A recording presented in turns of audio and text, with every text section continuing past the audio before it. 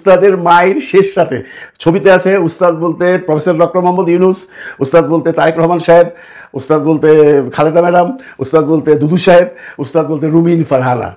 এদের মধ্যে কে উস্তাদ? কি হতে যাচ্ছে 13 জুন বৈঠকের নির্বাচন নিয়ে নতুন কোনো সিদ্ধান্ত আসবে কিনা, নাকি এই বৈঠক শুধুই আনুষ্ঠানিকতা, এসব নিয়ে চুলচেরা বিশ্লেষণ চলছে সাধারণ মানুষের মধ্যেও। বিএনপির স্থায়ী কমিটির 6 জন সদস্য ভারতের রয়্যাল মেম্বার হিসাবে সরকারের কাছে এবং জনাব তারেক রহমান এবং বেগম খালেদা জিয়ার কাছে লিস্ট এসেছে। তাদের ভাগ্যে কি হবে সেই নিয়ে এখন আলোচনা চলছে। কঠিন হুঁশিয়ার দিলেন বেগম খালেদা জিয়া, দলের কোন নেতা যেন ডক্টর মোহাম্মদ ইউনূস সম্পর্কে কোন ধরনের কোন কুরুচিপূর্ণ মন্তব্য না করেন। 4 দিনের সরকারি সফরে যুক্তরাজ্যে অবস্থান করছেন অন্তর্বর্তী সরকারের প্রধান উপদেষ্টা প্রফেসর ডক্টর মোহাম্মদ ইউনূস। প্রধান উপদেষ্টার সফরকে ঘিরে লন্ডনে পাল্টাপাল্টি বিক্ষোভের খবর পাওয়া গেছে। তো কালকে ডক্টর ইউনূস আসলেন, তিনি বিভিন্ন বৈঠক করলেন, সেই সঙ্গে অল পার্লামেন্টারি গ্রুপের আফসানা বেগম এমপির সঙ্গে বৈঠক করেছেন, কমনওয়েলথের মহাসচিবের সঙ্গে বৈঠক করেছেন, আরও বিভিন্ন ব্যক্তিবর্গের সঙ্গে বৈঠক করেছেন, এয়ারবাসের প্রধানের সঙ্গে বৈঠক করেছেন এবং প্রেস সচিব শফিকুল আলম তিনি বলেছেন যে ব্রিটিশ প্রধানমন্ত্রী কানাডাতে আছেন, এজন্য বৈঠকটা অনিশ্চিত, কিন্তু অনেকেই বলতেছেন যে ব্রিটিশ প্রধানমন্ত্রী নাকি দেশেই আছেন। তবে এটা স্পষ্ট যে প্রেস সেক্রেটারি আসলে ঠিকমতো অনেক কিছু ওয়াকিবহাল না এবং ব্রিটিশ প্রধানমন্ত্রীর সঙ্গে ডক্টর ইউনূসের বৈঠক এখনো চূড়ান্ত সিদ্ধান্ত হয়নি।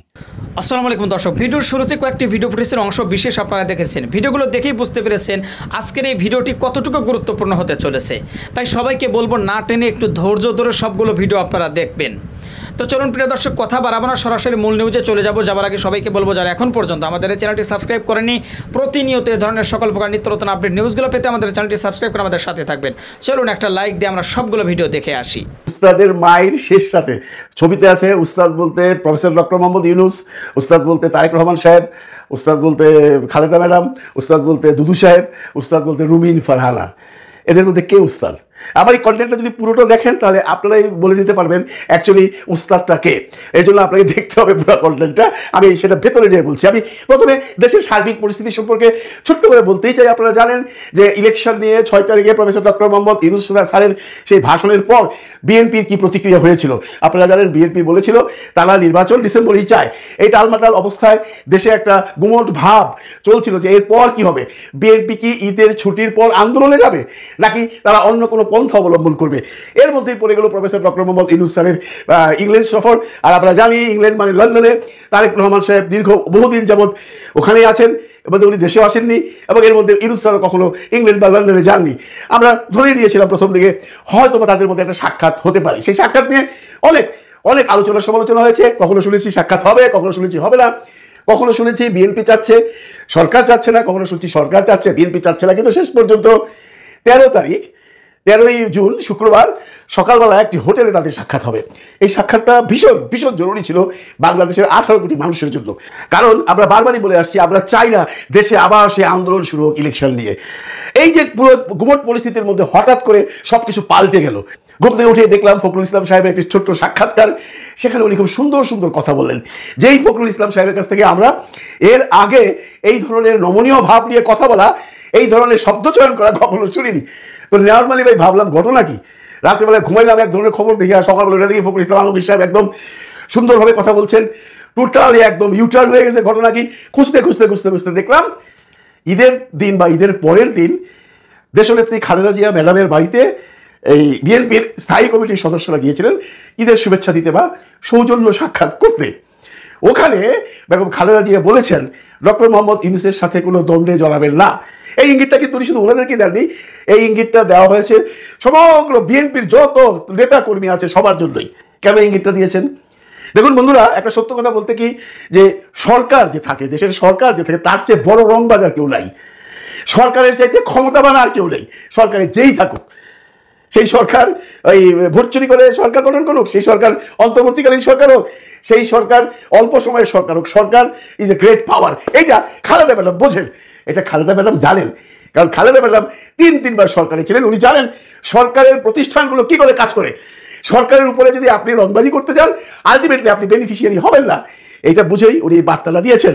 উনি অনেকদিন যাবতীয় অবজার্ভ করছেন বিএনপির এই যে নেতাদের বিভিন্ন ধরনের কথাবার্তা যেটা বাজারে চালাচালি হচ্ছে এবং যেটা নিয়ে সমালোচনা হচ্ছে, বিএনপিকে মানুষ ধিক্কার দিচ্ছে, এগুলো সব উনি দেখেছেন। উনি দেখেন ঈদের দিন রাত্রেবেলাও একটি ভাষণ দিয়েছেন, ছোট্ট করে শুধু বলেছেন আমরা গণতন্ত্র চাই। কিন্তু এইবার কি বললেন ইউনূস স্যারের সাথে আপনারা কেউ দ্বন্দ্বে যাবেন না। উনি বুঝতে পেরেছেন সরকারের বিরুদ্ধে দ্বন্দ্বে গেলে কি অবস্থা হয়। এর জন্য আমি বলছি উনি আমাদের উস্তাদ। উস্তাদ এটা হলো একটা কাব্যিক অর্থ, মানে she is the main power of BNP, she is the leader, গুরু। এই গুরুদের কথা শুনতে হয়। আমাদের আঞ্চলিক ভাষায় একটা কথা আছে, পুরনো চাল ভাতে পারে। এই যে উনি উনি উনি অভিজ্ঞ একজন লোক, উনি এত কিছু জানেন, এত কিছু দেখেছেন, এত কিছু বুঝেন, যেটা আজকালকার এই সমস্ত নেতারা বুঝেন না। উনার এই যে ভূমিকাটা, এইখানে আমি ওনাকে উস্তাদ হিসাবে, গুরু হিসাবে, দ্য এক্সট্রিম পাওয়ার হিসাবে সম্মানিত করলাম। এর জন্যই বলেছি উস্তাদের ভাই শেষটা তো। উনি এমন সময় বাক্যটি ছেড়ে দিলেন যখন রাজনৈতিক মহল একদম টকবক করছে, সেই সময় সবকিছু স্থিমিত হয়ে গেল। ফখরুল ইসলাম আলমগীর সাহেবের কথা শুনলে তাই মনে হয়। এবং এই বার্তাটি উনি নিশ্চয়ই ওনার সুপুত্র তারেক রহমান সাহেবকেও দিয়েছেন, বা তারেক রহমান সাহেবের কালে এসছেন। এখন তারেক রহমান সাহেবও ওনার মায়ের সেই আজ্ঞা বহন করবেন। এই তারেক রহমান সাহেবকে আমরা বহু বছর যাবত দেখছি, উনি বিএনপির ভারপ্রাপ্ত চেয়ারম্যান হওয়ার পর অনেকবার অনেক ধরনের ভাষণ শুনেছি। কিন্তু এইবার এই যেদিন বিএনপির বিরাট বড় একটা মিটিং হলো কিছুদিন আগে ইয়াংদের, যুবদের নিয়ে, সেখানে উনি যে ভাষায় কথা বললেন, সেই ভাষাটি আমাদের পছন্দ হয়নি, বা কোনো মানুষেরই পছন্দ হয় না। এটা বেসিক্যালি তারেক রহমান সাহেবের ভাষা নয়, এটা তারেক রহমান সাহেবের বডি ল্যাঙ্গুয়েজ নয়, এটা তারেক রহমান সাহেবকে দিয়ে করানো হয়েছে, কালা করিয়েছে বিএনপির কিছু কিছু বাচাল নেতা যারা আছেন, যারা বলেন প্রস্তাব করে দেবো ভাইসা বঙ্গোপসাগরে চলে যাবে, যারা বলেন দরকার হলে আমরাই ভোটের ডেট দিয়ে দেবো, যারা বলেন জামাতিদের পিছনে নামাজ পড়বেন না তাহলে নামাজ হবে না, বা যারা বলেন এরা সব রাজাকার, বা যারা বলেন তারেক জিয়ার নাম নিতে গেলে অজু করতে হবে, বা যারা বলেন প্রফেসর ডক্টর মোহাম্মদ ইউনূসের ধর্ম নিয়ে কথা বলছেন, উনি মুসলমান না উনি খ্রিস্টান। এই সমস্ত কথা রাজনৈতিক অঙ্গনে কখনোই কোনো সুবাতাস বয়ে আসে না। এইটাই ফিল করতে পেরেছে দেশনেত্রী খালেদা জিয়া, এবং উনার এই বার্তা এখন এমনভাবে ছড়িয়েছে, আপনারা দেখবেন বিএনপির কোনো নেতা এখন থেকে আর এই ধরনের কোনো বাক্য প্রয়োগ করবে না। এবং তারেক রহমান সাহেবকে বলছি, যারা এই ধরনের বাক্য প্রয়োগ করেন তাদেরকে বিতাড়িত করুন, তাদেরকে মাইনাস করুন। আপনি মাত্র 59 বছরের একজন তরুণ যুবক, আপনি দেশের প্রধানমন্ত্রী হতে যাচ্ছেন, আপনার সাথে থাকবে ইয়াং জেনারেশন। এই 70 বছর 80 বছরের মানুষগুলো কিচ্ছু করতে পারবে না, এদের মাথায় শুধু গোবর। আমি এই জন্য বলছি যে এদের প্ররোচনায় আপনার সেই দিনকার বডি ল্যাঙ্গুয়েজ এমনটি হয়েছিল, এমনটি বলছে বাংলাদেশের সমগ্র মানুষ। আপনি আপনার মায়ের আদেশ শুনুন। আপনার মা একজন বিজ্ঞ, একজন ভদ্র, একজন মার্জিত প্রধানমন্ত্রী ছিলেন। ওনার মুখে আমরা কখনো কোনো রাগান্বিত কথা শুনি নাই, ওনার বডি ল্যাঙ্গুয়েজে কখনো এমন কিছু দেখিনি যে বিরোধী দলকে উনি তুচ্ছতাচ্ছিল্য করে কথা বলছেন। এইটাই হলো রাজনীতি। এই রাজনীতি আপনার কাছ থেকে সবাই আশা করে, এবং এই রাজনীতি পেতে হলে আপনাকে আপনার দলে যে সমস্ত বাচাল বলবো এই জন্য, এরা এমন কথা বলেছে, এরা জনগণের মন থেকে উঠে গেছে। এদের থেকে সরে আসুন বা এদেরকে সরিয়ে দিন। বিএনপির স্থায়ী কমিটির 6 জন সদস্য ভারতের রর মেম্বার হিসাবে সরকারের কাছে এবং জনাব তারেক রহমান এবং বেগম খালেদা জিয়ার কাছে লিস্ট এসেছে। তাদের ভাগ্যে কি হবে সেই নিয়ে এখন আলোচনা চলছে। কঠিন হুঁশিয়ার দিলেন বেগম খালেদা জিয়া, দলের কোন নেতা যেন ডক্টর মোহাম্মদ ইউনূস সম্পর্কে কোনো ধরনের কোনো কুরুচিপূর্ণ মন্তব্য না করেন। এবার বেগম খালেদা জিয়া শক্ত হাতে দলকে দমনের জন্য দলের ওই ভারতীয় কুলাঙ্গাদেরকে বাছাই করার জন্য সিদ্ধান্ত নিয়েছেন। আর এই সিদ্ধান্ত জানিয়ে দিয়েছেন ওনার ছেলে তারেক রহমানকে লন্ডনে, এবং লন্ডনে বসে ডক্টর মোহাম্মদ ইউনূস সাহেবের সাথে যাতে সর্বোচ্চ সম্মান দিয়ে তারেক রহমান কথা বলেন 13 তারিখ সকালের বৈঠকে। এই নির্দেশনা এসেছে মা বেগম খালেদা জিয়া থেকে। আমি একটি স্যালুট দিচ্ছি আপনাদের সামনে। বেগম খালেদা জিয়া শুধু বিএনপি নেতাকর্মীদের মা নয়, উনি হলেন দেশের সব আপামর জনতার মা। উনি সম্মানিত। ওনার কোন রাজনৈতিক ক্যারিয়ারে এমন কোন কার্যক্রম উনি করেননি যেই কার্যক্রম শেখ হাসিনার মতন দিল্লি পালিয়ে যাওয়ার মতন কোন কার্যক্রম বেগম খালেদা জিয়ার জীবনে করেননি।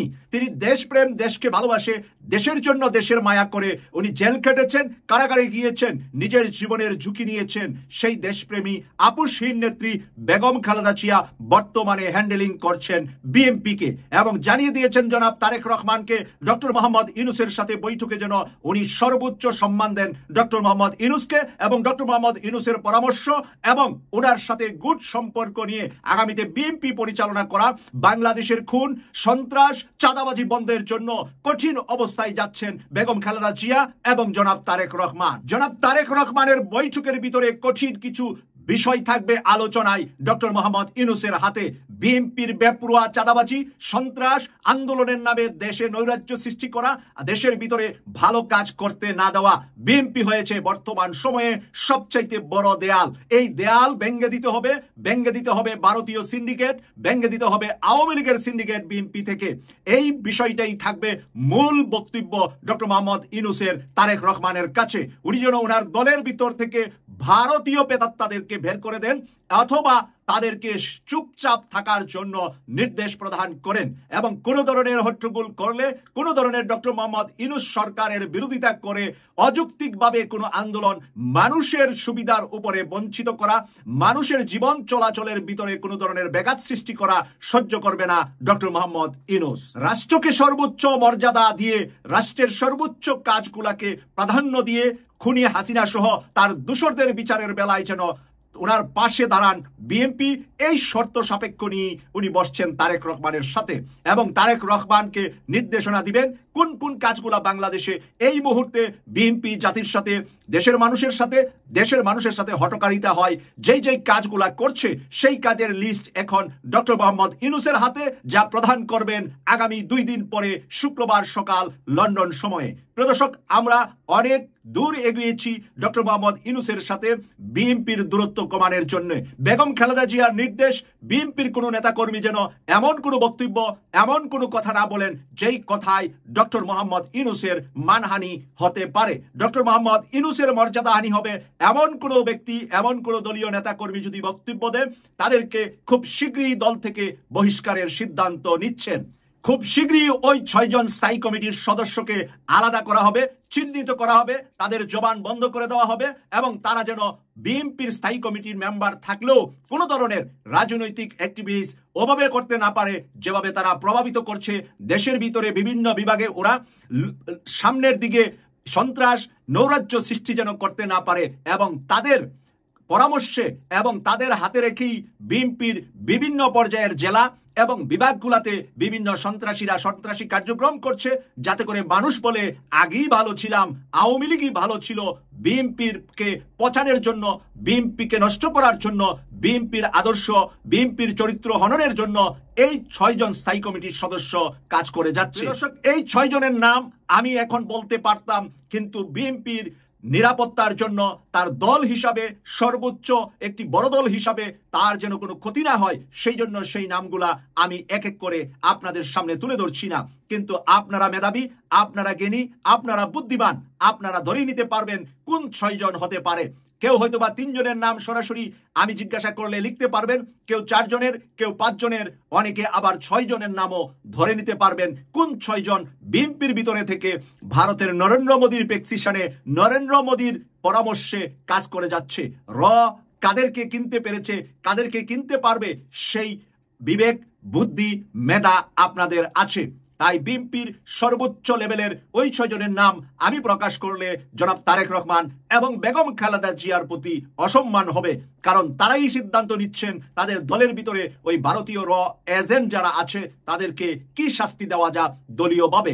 হয়তোবা আপাতত আমাদের 2 চোখ দিয়ে দেখব না তাদের দলীয় কি শাস্তি দেওয়া হয়েছে, হয়তোবা তাদেরকে নীরব, কম কথা বলার জন্য, কম মিডিয়াতে আসার জন্য নির্দেশনা যাবে বিএনপির কাছ থেকে, বিএনপির শীর্ষ এই 2 নেতা বেগম খালেদা জিয়া এবং তারেক রহমানের কাছ থেকে। আপাতত তারেক রহমান সাহেব বাংলাদেশে যাওয়া পর্যন্ত, ওনার যে মামলাটি আছে সেই মামলাটি ডিসমিস করা পর্যন্ত উনি হয়তোবা ওদের উপর কঠিন সিদ্ধান্ত নেবেন না, দলকে বাঁচানোর জন্য, দলের ভিতরে বিশৃঙ্খলা যাতে ওরা আবার উনি দূরে থাকার কারণে তৈরি করতে না পারে।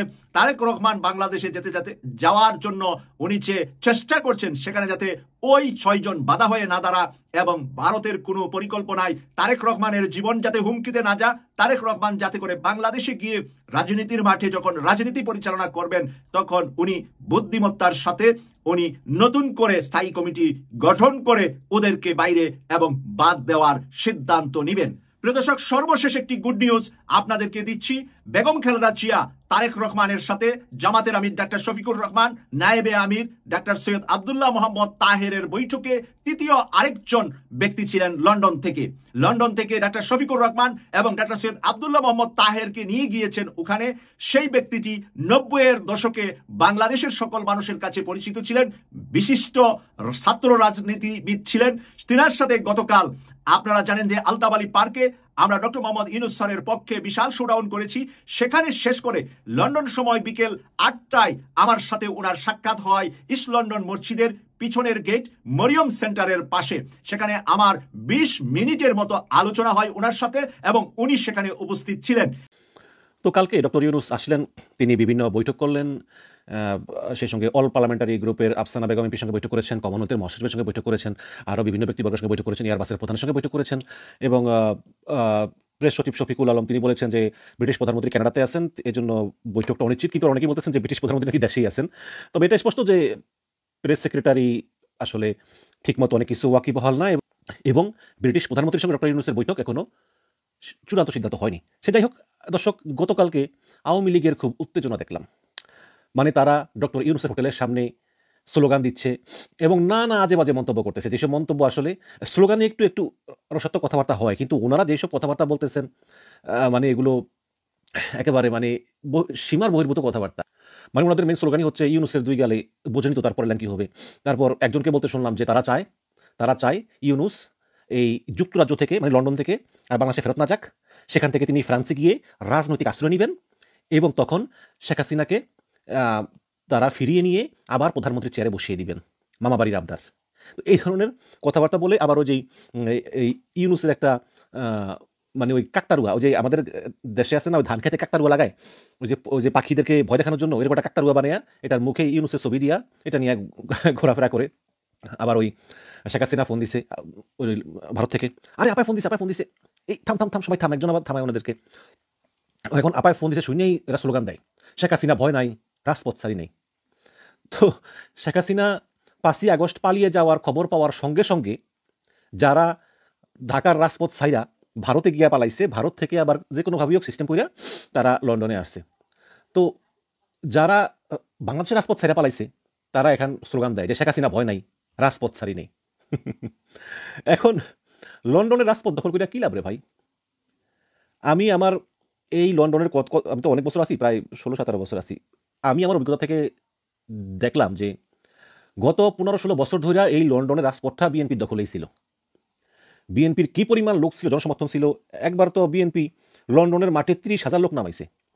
এই দেশে কিন্তু সবাই খুব ব্যস্ত, প্রচুর কাজকর্ম করে, কারো হাতে সময় নেই। এরপরেও এই বিএনপি লন্ডনের রাস্তায় 30,000 লোক নামাইছে, একদম হাইড পার্ক থেকে মিছিল করতে করতে ডাউনিং স্ট্রিট প্রধানমন্ত্রীর কার্যালয় পর্যন্ত গেছে। আমি চ্যালেঞ্জ করলাম যে আওয়ামী লীগ যদি 30,000-এর অর্ধেক 15,000 লোক লন্ডনের মাটিতে জড়ো করতে পারে তাহলে আমি এই ভিডিও বানানো ছেড়ে দেব। যখনই শেখ হাসিনা এসেছে প্রচুর বিক্ষোভ করেছে, হোটেলের সামনে করেছে, যেসব জায়গায় মিটিং করেছে সেসব জায়গায় করেছে এবং স্বৈরাচার ফ্যাসিবাদী স্লোগান দিয়েছে। কিন্তু এটা শেখ হাসিনার কি হয়েছে? কিছুই হয়নি। শেখ হাসিনা এগুলো এক কান দিয়ে ঢুকে আরেক কান দিয়ে বের করে দিচ্ছে। শুধু একবার একটু বলছে যে তারেকের বল যে ভালো হবে না, আমার কিন্তু হোটেল পেতে সমস্যা হয়, এর বাইরে কিছুই হয় নাই। এখন এই আওয়ামী লীগ এই যে স্লোগান দেয় যে শেখ হাসিনা ভয় নেই, রাজপথ ছাড়ি নেই, কিচ্ছু হবে না। শেখ হাসিনা সরকারের বিরুদ্ধে যারা দিনের পর দিন ভিডিও বানিয়েছে তার ভিতরে আমিও একজন। শেখ হাসিনার বিরুদ্ধে লন্ডনের রাজপথে দিনের পর দিন স্লোগান চলেছে, মিছিল চলেছে, মিটিং চলেছে, এমন কোনো দিন নাই বাদ গেছে। অনেকেই ছিল এগুলো করেছে, তাতে শেখ হাসিনার কিছুই আসে যায়নি। শেখ হাসিনা তখনই দেশ ছেড়ে পালাতে বাধ্য হয়েছে যখন ছাত্র জনতা গুলির ভয় উপেক্ষা করে, ছাত্রলীগের ক্যাডারদের ভয় উপেক্ষা করে রাস্তায় নেমে এসেছে। এত সহজ, বিদেশে বসে অনেক গলাবাজি করা যায়, আমরাও করছি বোধ, কিন্তু কাজ হয়নি। কাজ হয়েছে তখনই যখন দেশে আন্দোলন সৃষ্টি করা যায়। এখন এই বাংলাদেশে গিয়ে ডক্টর ইউনূসের বিরুদ্ধে আন্দোলন করার মতো শক্তি কি ওদের আছে? নাই তো। আচ্ছা মনে করেন শেখ হাসিনা পালিয়ে গেছে, অপকর্ম করছে, পালিয়ে গেছে, তার সঙ্গে মন্ত্রীরা পালিয়ে গেছে, কিন্তু যারা গ্রামের তৃণমূল পর্যায়ের কর্মী তারা তো অপরাধ করে নাই, তারা পালাইলো কেন? তাই না? তো পালাইছে এই কারণে যে ওদের ওই যে নৈতিক যে শক্তি, ওই নৈতিক শক্তিটা নাই।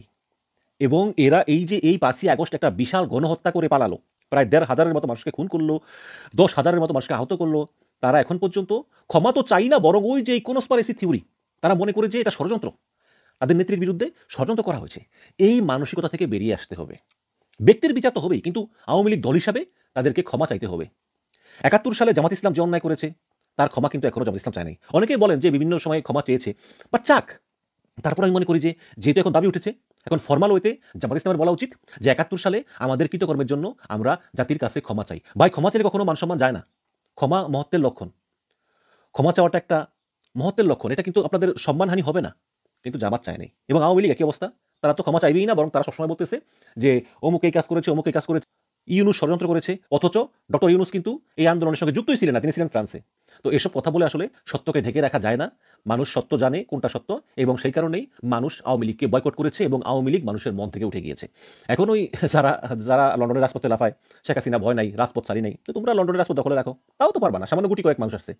বরঞ্চ ডক্টর ইউনুসের সমর্থনে ওই রাস্তার আরেক পাশে, মানে যেই পাশে আওয়ামী লীগ ছিল তার আরেক পাশে জামাত ইসলাম এবং রিফর্ম ইউকে নামে একটা মানবাধিকার সংস্থার ব্যানারে যেই পরিমাণ লোক আসছে, আওয়ামী লীগে তার অর্ধেকও আসেনি। এই হচ্ছে গিয়ে বাস্তবতা। তো এটাই বলবো, আসলে আওয়ামী লীগের এই সব স্লোগান না দিয়ে তাদের ফেরার একটাই উপায় হচ্ছে যে বিতর্কিত লোকগুলোকে আওয়ামী লীগ থেকে মাইনাস করে শেখ হাসিনা সহ জাতির কাছে ক্ষমা চায়া সুস্থ ধারা রাজনীতিতে যদি ফিরে আসে, তাহলেই একমাত্র আমি মনে করি এদের প্রত্যাবর্তন সম্ভব। আর না হলে সময় বলে দিবে তাদের অবস্থান কী হবে। তবে নিকট ভবিষ্যতে আমি আর কোনো সম্ভাবনা দেখি না। দর্শক, আশা করি সবগুলো ভিডিও দেখেছেন এবং বিস্তারিত আলোচনাগুলো শুনেছেন। তো অবশ্যই এবার আপনাদের মূল্যবান মতামত জানাবেন, পারলে ভিডিওটি শেয়ার করে সবাই দেখার সুযোগ করে দিবেন। আর আমাদের এই channel Nasir snake media centre যদি আপনার নতুন হন, প্রতিনিয়ত এই ধরনের সকল প্রকার নিত্য নতুন আপডেট খবরগুলো পেতে আমাদের এই চ্যানেলটি সাবস্ক্রাইব করে আমাদের সাথে থাকবেন। ইতিমধ্যে যারা অলরেডি সাবস্ক্রাইব করে দিয়েছে সবাইকে অসংখ্য ধন্যবাদ জানিয়ে ভিডিওটি এখানে শেষ করছি। ভালো থাকবেন সবাই, আল্লাহ হাফেজ।